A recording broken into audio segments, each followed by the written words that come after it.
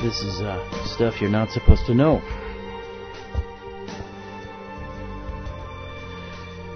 This is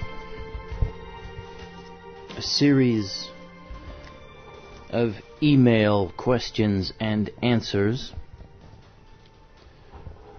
The answers provided by the researcher James Montgomery, whose website is right now down as of the time of this recording. That website was atgpress.com, againstthegrainpress.com. It was notable mainly for the critical research work of many years, that of The Informer and James Montgomery. Montgomery's work going under the heading of Knowledge is Freedom. But atgpress.com, the account has been suspended. The site's no longer up. I wonder if that information will somehow be saved. But I had printed up a lot of Montgomery's work, and I want to at least preserve this one. And in my previous incarnation, the previous show, The Ministry of Truth, I had read a lot of his work. He's a fantastic researcher. I guess he does not do interviews, this James Montgomery guy. Anyway, I think this article may have gone under the heading of 25 email questions. I don't know if there are exactly 25. There's a lot of them. But these apparently were some of the most common questions asked of James Montgomery by readers who were either baffled or outraged or shocked when they read what his findings unquestionably prove. So without further ado, here are... Good thing I printed these up. Here are email questions answered by James Montgomery. And this is going to sound rather disjointed. That's just the way the article was, the way it is. James Montgomery wrote, I am not going to waste much time in responding to what has been forwarded to me by a man too cowardly to use his real name. I have included a couple of paragraphs of his email to respond to. Or, no, of your email to respond to, someone else's. Okay, begin email quote. Hello, everyone. For those of you who know me, you know from where I am about to speak. For those of you who do not know me, whether you accept what I have to say, I can only ask that you check me out.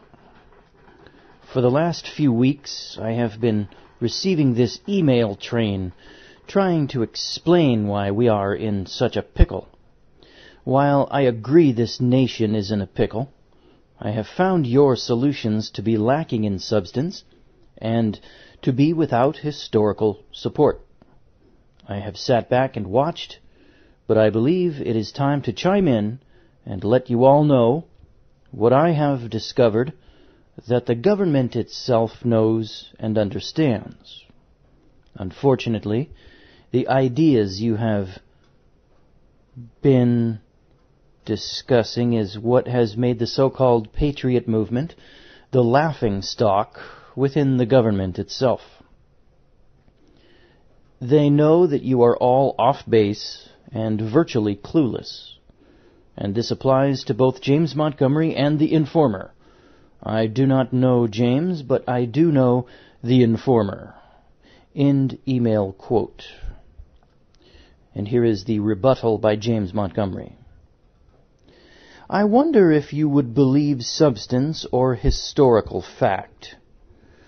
I can wallpaper my walls with historical fact, since that is what The Informer and I base our facts on.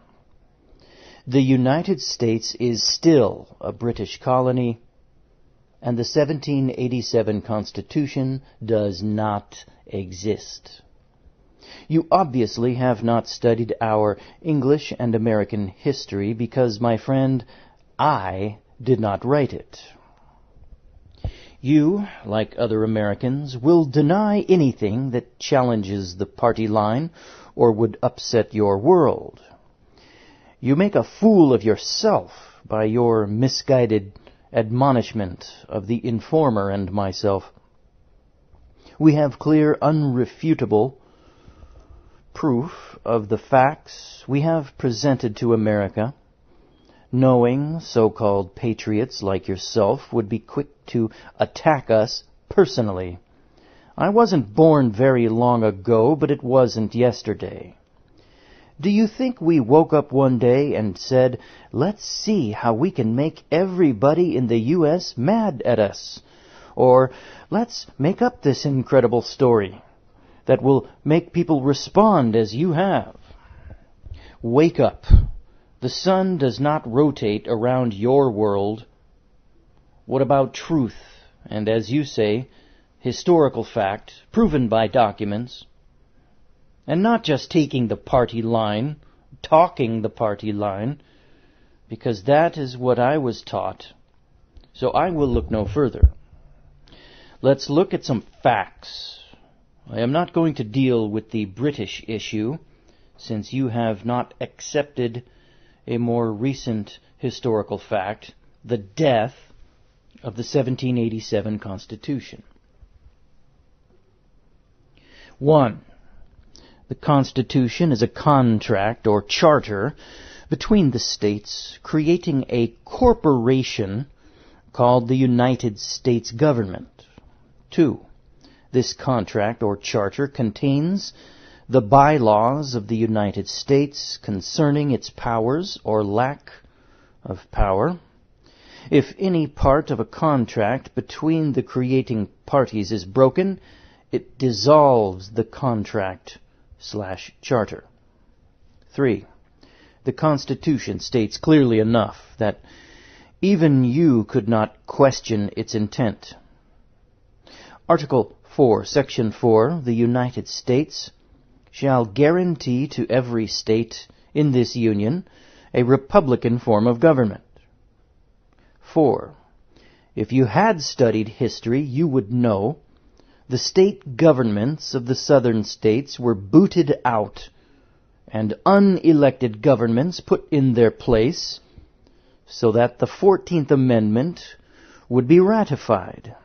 The U.S. government not only denied a republican form of government to the southern states, it removed a republican form of government from them.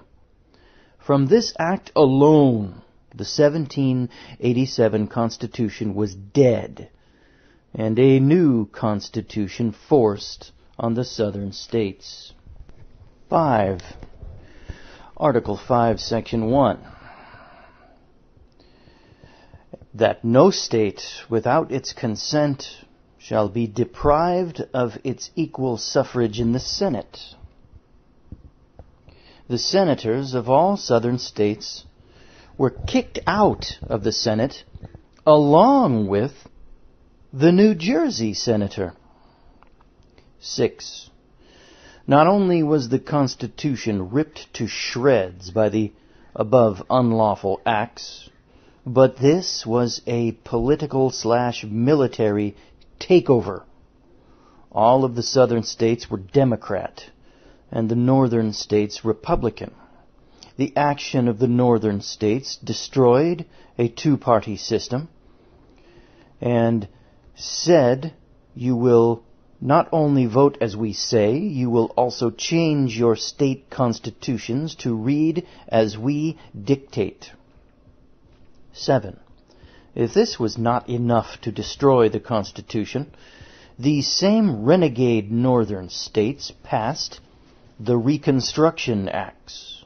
These acts were declared unconstitutional by President Johnson, a lawful president.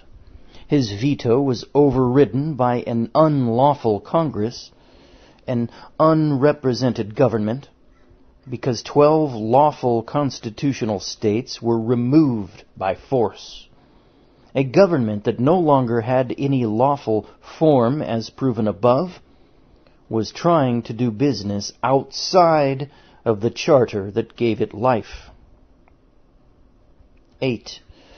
I mentioned the senator from New Jersey. He had taken his seat in the Senate and was properly voted in by his state. He was then removed by an unlawful U.S. government only represented by the northern states. 9. The southern states, just before the political takeover, retook their seats in the House and the Senate, voted and ratified the 13th Amendment, proving they were once again lawful parties to oversee the 1787 Constitution, which also proves they had republican forms of government and that these governments were militarily overthrown. 10. By the above facts, a 1787 constitutional government does not exist today, nor can it. The contract and charter were broken, and a new form of government installed by military force, different from the approved 1787 government. This de facto government still exists today, only by its military powers and martial rule. The action taken by the northern states was a military coup d'etat. I know you want some historical proof, so here it is. If you are man enough to admit that you are wrong, email me with your real name, and I will send you all the historical proof you can handle. Don't accuse the informer or myself in front of others, in an assumed name, of not having proof of what we are saying, or I will assume, as will others, that you are a government employee doing damage control, trying to protect your spineless backside and your paycheck. Historical facts. Can you rebut them or change history? Furthermore, on April 2nd, 1866, President Andrew Johnson issued a proclamation that, quote, the insurrection which heretofore existed in the states of Georgia, South Carolina, Virginia, North Carolina, Tennessee, Alabama, Louisiana, Arkansas, Mississippi, and Florida, is at an end, and is henceforth to be so regarded. Unquote. Veto message of President Johnson, March 2nd, 1867. Quote, it is plain that the authority here given to the military officer amounts to absolute despotism. But to make it still more unendurable, the bill provides that it may be delegated to as many subordinates as he chooses to appoint, for it declares that he shall punish or cause to be punished. Such a power has not been wielded by any monarch in England for more than 500 years. This is, by the way, Andrew Johnson, his veto message, where he was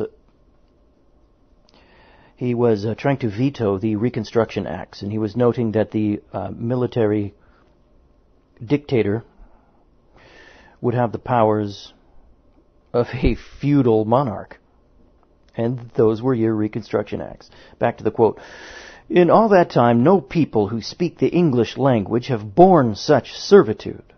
It reduces the whole population of the 10 states, all persons of every color, sex, and condition, and every stranger within their limits, to the most abject and degrading slavery. No master ever had a control so absolute over the slaves as this bill gives to the military officers over both white and colored persons. Unquote. Quote, I come now to a question which is, if possible, still more important. Have we the power to establish and carry into execution a measure like this? I answer, certainly not. If we derive our authority from the Constitution, and if we are bound by the limitations which it imposes, unquote. Quote, the United States are bound to guarantee to each state a republican form of government. Can it be pretended that this obligation is not palpably broken if we carry out a measure like this, which wipes away every vestige of republican government in 10 states, and puts the life, property, and honor of all people in each of them under the domination of a single person clothed with unlimited authority? Unquote. Quote, here is a bill of attainder against 9 million people at once. It is based upon an accusation so vague as to be scarcely intelligible, and found to be true upon no credible evidence. Not one of the 9 million was heard in his own defense. The representatives of the doomed parties were excluded from all participation in the trial. The conviction is to be followed by the most ignominious punishment ever inflicted on large masses of men. It disenfranchises them by hundreds of thousands, and degrades them all, even those who are admitted to be guiltless, from the rank of free men to the condition of slaves. Unquote. More from President Andrew Johnson's veto message of the Reconstruction Acts, March 2nd, 1867. Quote, as a result of these decisions, enforcement of the Reconstruction Act against the Southern states, helpless to resist military rule without aid of the judiciary, went forward unhampered. Here is a quote about President Johnson's veto message from 1867, and this quote is from the Tulane Law Review, the article entitled The Dubious Origin of the 14th Amendment, page 36. Quote, as a result of these decisions, enforcement of the Reconstruction Act against the Southern states, helpless to resist military rule without aid of the judiciary, went forward unhampered. Puppet governments were founded in these various states under military auspices. Through these means, the adoption of new state constitutions, conforming to the requirements of Congress, was accomplished.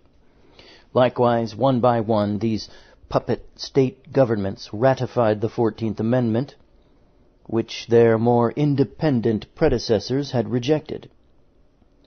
Finally, in July 1868, the ratifications of this amendment by the puppet governments of 7 of the 10 southern states, including Louisiana, gave more than the required ratification by 3/4 of the states, and resulted in a joint resolution adopted by Congress and a proclamation by the Secretary of State, both declaring the amendment ratified and in force.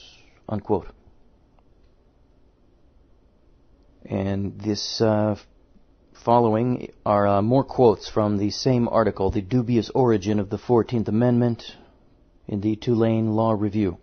Quote, despite the fact that the southern states had been functioning peacefully for 2 years and had been counted to secure ratification of the 13th Amendment, Congress passed the Reconstruction Act, which provided for the military occupation of 10 of the 11 southern states. It excluded Tennessee from military occupation, and one must suspect it was because Tennessee had ratified the 14th Amendment on July 7, 1866. The act further disenfranchised practically all white voters and provided that no senator or congressman from the occupied, approved by seeded states, CD states, could be seated in Congress until the new Constitution was adopted by each state which would be Congress. The act further provided that each of the 10 states was required to ratify the proposed 14th Amendment, and the 14th Amendment must become a part of the Constitution of the United States before the military occupancy would cease and the states be allowed to have seats in Congress. The decisions wherein grounds were found for avoiding a rule on the constitutionality of the Reconstruction Act leave the impression that our highest tribunal failed in these cases to measure up to the standard of the judiciary in a constitutional democracy. If the Reconstruction Act was unconstitutional, the people oppressed by it were entitled to protection by the judiciary against such unconstitutional representation. The adversary or the skeptic might assert that, after a lapse of more than 80 years, it is too late to question the constitutionality or validity of the coerced ratifications of the 14th Amendment, even on substantial and serious grounds. The ready answer is that there is no statute of limitations that will cure a gross violation of the amendment procedure laid down by Article 5 of the Constitution, unquote. And apparently in the court case Dyett versus Turner, D-Y-E-T-T, there is more information corroborating this. The following is an excerpt from Joint Resolution Number 1 of the State of New Jersey of March 24, 1868, when they rescinded their prior ratification and rejected the 14th Amendment. Quote, "It being necessary by the Constitution that every amendment to the same should be proposed by 2/3 of both houses of Congress, the authors of said proposition, for the purpose of securing the assent of the requisite majority, determined to and did exclude from the said 2 houses 80 representatives from 11 states of the Union, upon the pretense that there were no such states in the Union. But finding that 2/3 of the remainder of the said houses could not be brought to assent to the said proposition, they deliberately formed and carried out the design of mutilating the integrity of the United States Senate, and without any pretext or justification other than the possession of power, without the right and in palpable violation of the Constitution, they ejected a member of their own body, representing this state, and thus practically denied to New Jersey its equal suffrage in the Senate, and thereby nominally secured the vote of 2/3 of the said houses."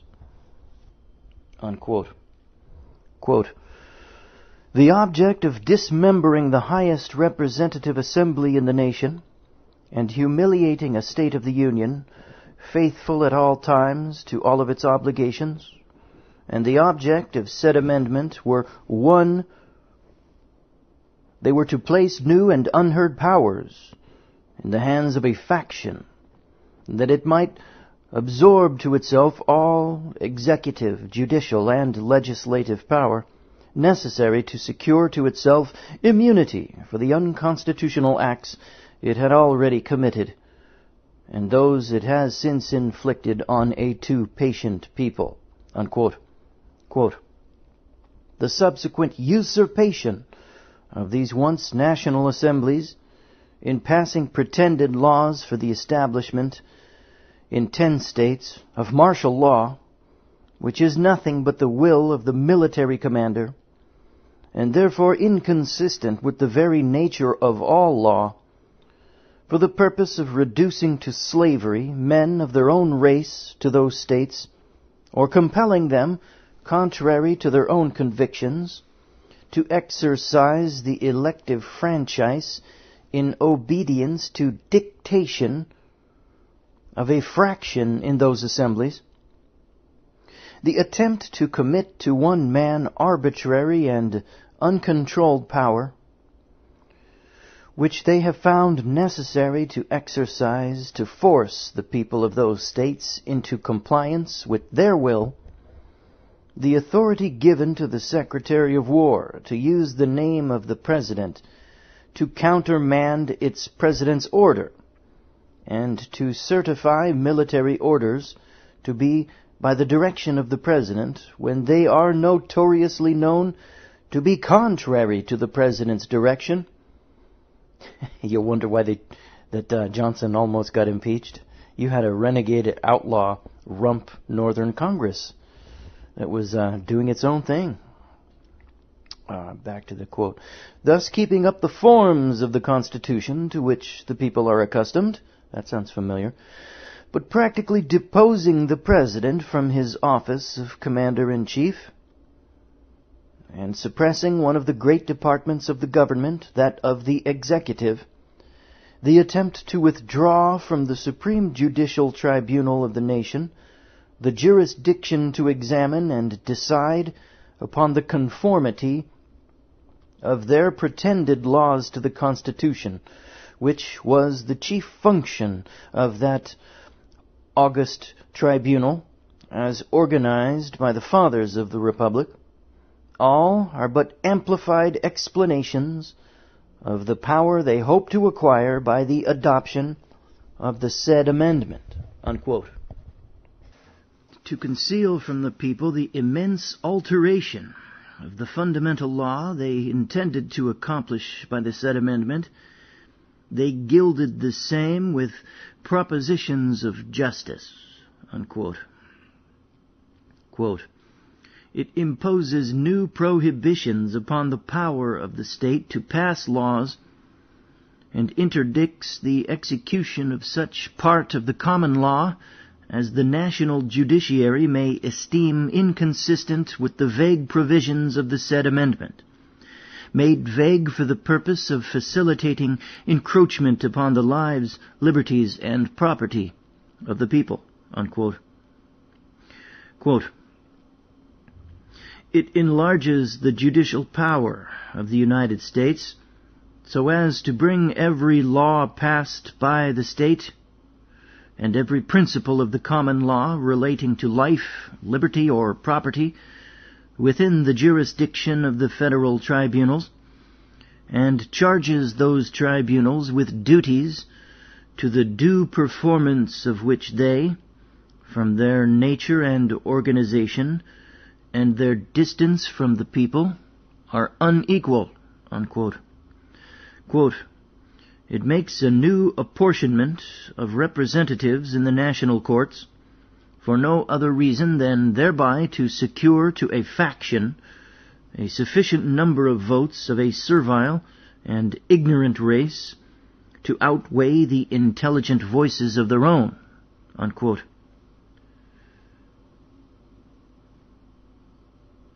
And the following quote is from an article called "The 14th Amendment to the Constitution of the United States and the Threat that it Poses to Our Democratic Government" by Pinckney McElwee from the South Carolina Law Quarterly, 1959. Quote, "This legislature, feeling conscious of the support of the largest majority of the people that has ever been given expression to the public will, declare that the said proposed amendment being designed to confer or to compel the states to confer the sovereign right of elective franchise upon a race which has never given the slightest evidence at any time or in any quarter of the globe of its capacity of self-government, and erect an impracticable standard of suffrage which will render the right valueless to any portion of the people, was intended to overthrow the system of self-government under which the people of the United States have, for 80 years, enjoyed their liberties, and is unfit from its origin, its object, and its matter, to be incorporated with the fundamental law of a free people." Unquote. All right, here's a new email, and this email was apparently addressed to the informer. Hey Al, just got back from deer hunting, sitting on the side of a tree, 30 feet in the air. It is a great place to think. I remembered a quote I was wanting to tell you about. In the book Pete sent us, there is a quote that leaves no doubt as to who George Washington was loyal to. The book is Ingersoll, North American Review, CLV, number 2, August 1892, page 183. It's also a quote in Sources of the Constitution of the United States by C. Ellis Stevens, 1927, page 36. Here is the quote. Quote, in May 1775, Washington said, if you ever hear of me joining in any such measure as separation from Great Britain, you have my leave to set me down for everything wicked. Unquote. He also said, quote, it is not wish or interest of the government, meaning Massachusetts, or of any other upon this continent, separately or collectively, to set up for independence. Unquote. In reading the Messages and Papers of the Presidents, Volume 1, 1789 to 1897, I discover the following.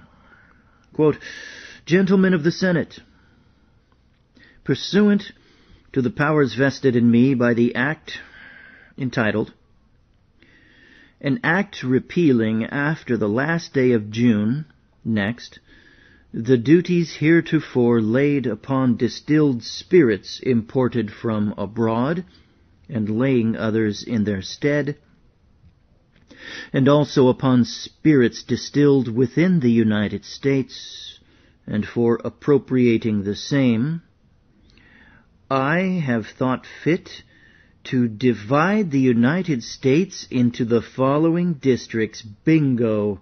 There you go, George Washington, overlaying the geographical states of the Union with legal fictitious states, district states. I have thought fit to divide the United States into the following districts. Wonderful, wonderful lawyerly trick.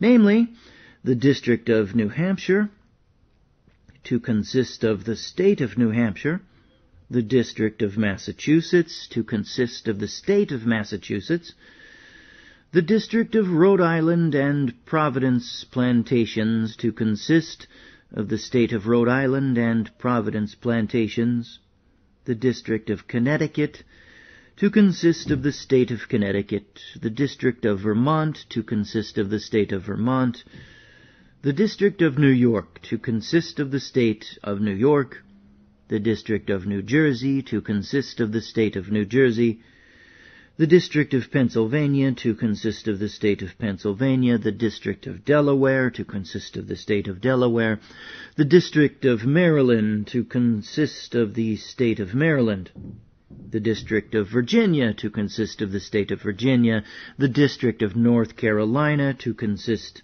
of the state of North Carolina, the District of South Carolina, to consist of the state of South Carolina, the District of Georgia, to consist of the state of Georgia. Page 99, March 4th, 1791. Messages and Papers of the Presidents. Unquote. In George Washington's proclamation of March 30th, 1791, he declares the District of Columbia to be created and its borders established. He says further, and Congress, by an amendatory act passed on the 3rd day of the present month of March, have given further authority to the President of the United States. This explains completely why, after a short time in office, Washington created federal district states for all the geographic states. The point being, Congress outside their authority, extended and gave monarchical powers, monarchical, which one, I forget, powers to the President of the United States in violation of the spirit of the Constitution and the 10th Amendment. One day after George Washington is given this authority, he declares the states are now controlled by the district state.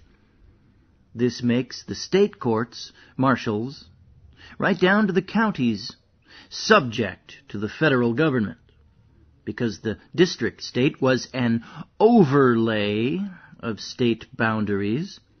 It removed the state borders in violation of the Constitution, wherein it is declared the state are guaranteed a republican form of government. Creation of the district states was and is a violation of the 1787 Constitution of the United States and the trust it created. This replaced the states in the Union with the district states in Union, formerly known as the states of fill in the blank. This was also necessary for the newly formed, you guessed it, Bank of the United States, February 25th, 1791, to do business in the state of fill in the blank, but is actually the district state.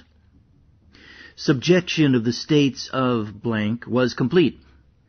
All that was necessary was for a permanent state of war to exist, such as we have had since the war between the states, to invoke statutory law over the enemy, requiring them to obey all license requirements because enemies have no rights in an occupied territory. Are you guys catching this? George Washington was a deceitful snake in the grass. Deal with it.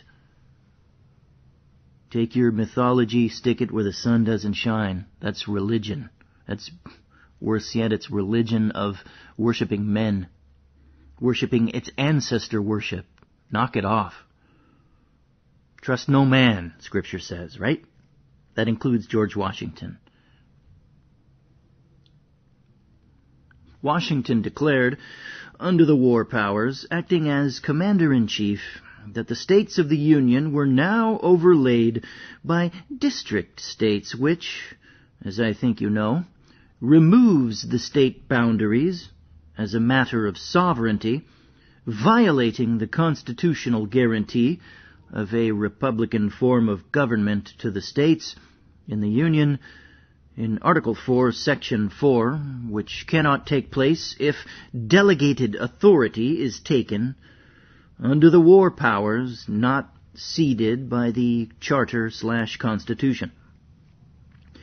The Constitution granted legislative authority to Congress only over a 10-square-mile district, making Congress the supreme authority. Article 1, Section 1, Section 8.18, over the district. Washington extended this district without constitutional authority. This is how Congress, under Article 1, Section 8.1, taxes everything. This is why the courts have said that the 16th Amendment created no new taxing power. Also, the counties and the sheriffs became subject to and creations of the district states. Washington put in place officers of the district to oversee the state districts. As a result of the military rule imposed way back when by George Washington himself, a tax was imposed on liquor, and under direction of Washington, the district courts and appeals courts were ordered to enforce collection and fines and imprisonment of anyone defying the laws of the United States. And guess what, folks? these districts created by George Washington have never been removed.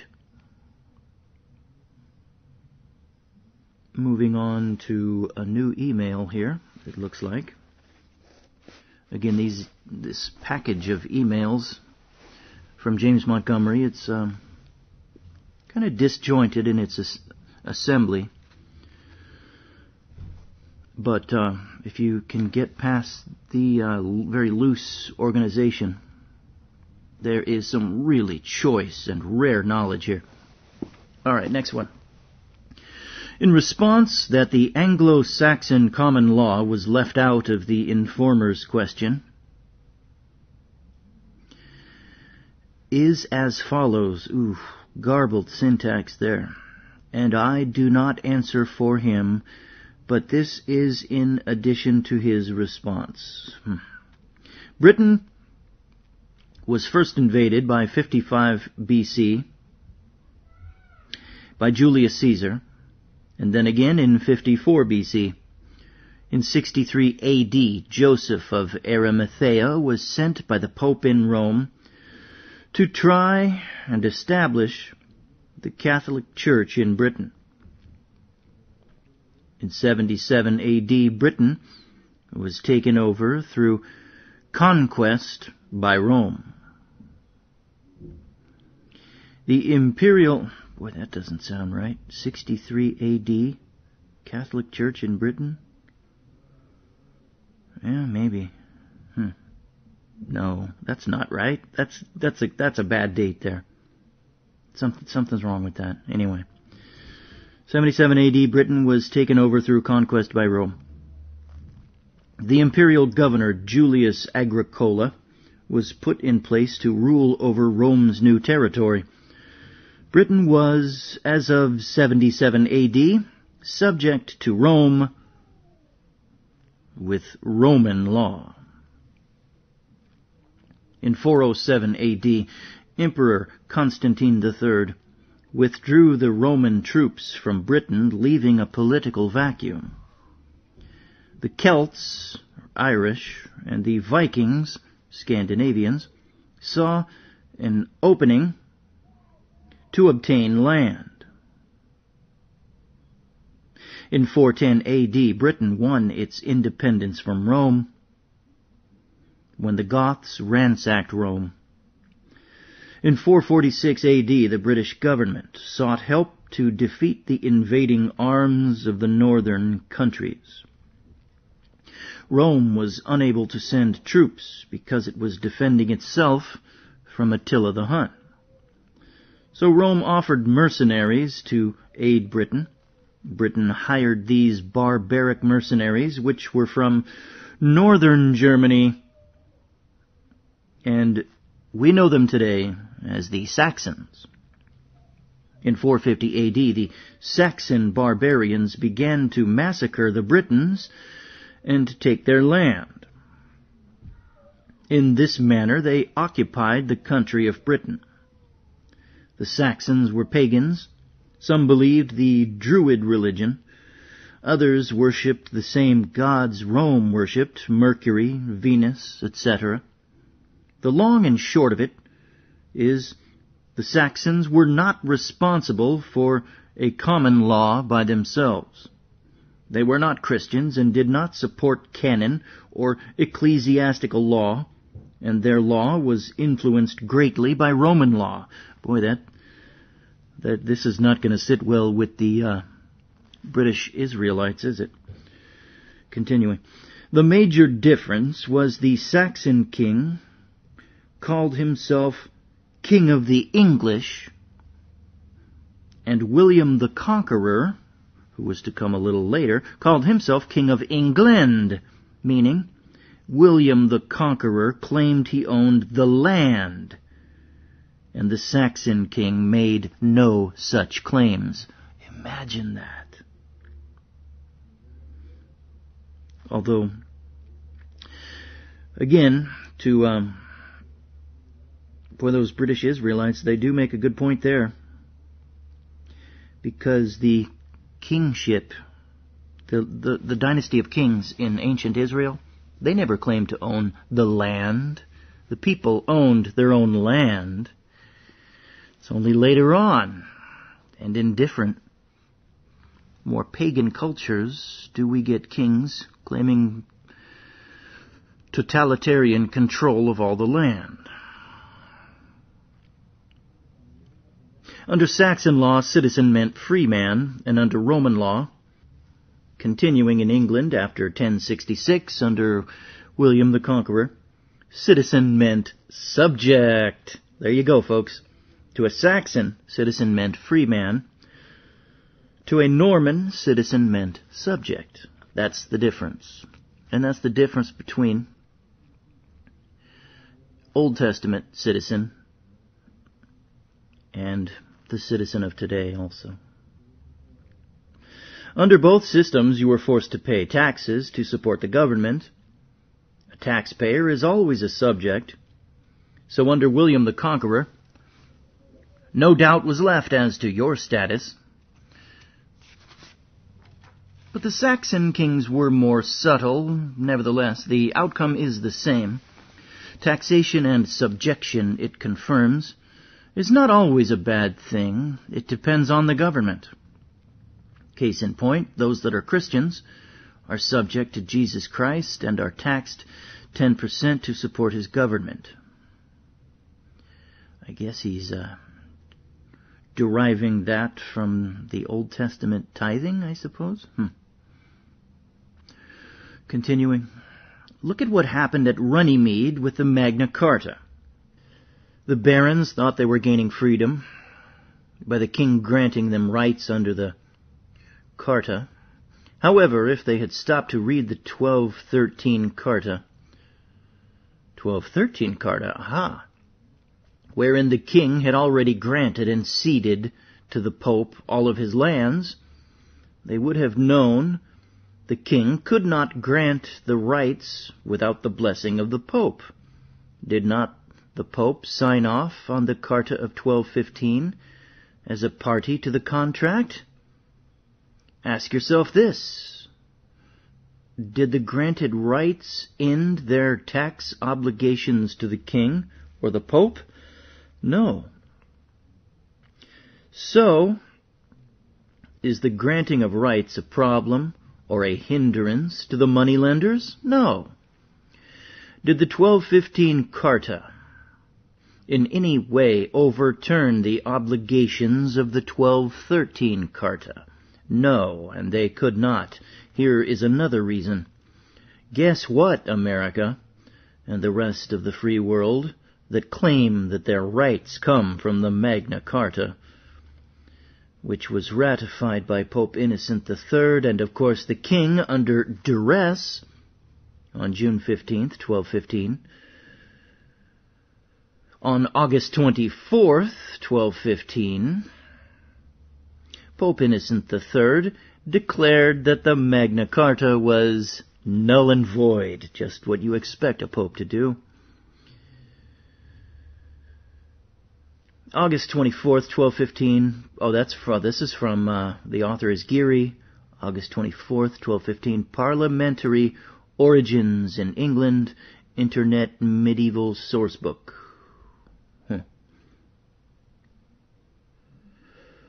I just found this. I do not have a copy of the above declaration at this time. It has been copyrighted. The book will have to be purchased if it is still available. I won't speculate as to why it is kept in copyright and not released to the public, as most other medieval documents have been. Well, you just did speculate. Come on, let's be honest. To continue, Edward I in 1297 was forced to redeclare the 1215 Magna Carta because the Pope forbid his monks and bishops, etc., to pay taxes to the king. So the king began to tax the barons again, and they drew their swords. King Edward, his action holds less weight than that of his predecessor, King John, because as of August 24th, 1215, the Carta was an invalid document, not to mention the issue I raised earlier concerning debt obligations of a previous charter that could not be voided. The Pope, by his confirmation of the Magna Carta, was jerking the chains of the barons, so to speak. As I said in earlier papers, there was no way the Pope would give up what was granted/ceded to him in the 1213 Charter. The Magna Carta could not void an earlier charter which contained a debt obligation between parties without all parties agreeing on the subsequent one. Since the parties of the 1213 Charter would continue to be born, it was an irrevocable trust. As example, read the 1689 Declaration of Rights, which became law. Did it, or could it, overturn any financial obligations under previous charters? No. Read the third section of the 1689 Declaration of Rights. It says, if any provision of the Declaration comes into conflict with earlier charters, the Declaration will be as if it were never written. If you do not have a copy of all of the above-cited material, let the informer or I know, and we can supply you with the relevant material. Well, now that your website's down, I don't think that deal's good anymore, right, James Montgomery? Do you see how not only Americans, but the entire world have been conned into thinking we are free? Every time the king has been challenged, the king grants rights to the combatants, and they go home saying, "We won!" However, nothing has changed, because the king retained his power to tax through previous charters and new tax obligations created by accepting the king's benefits. More garbled syntax there.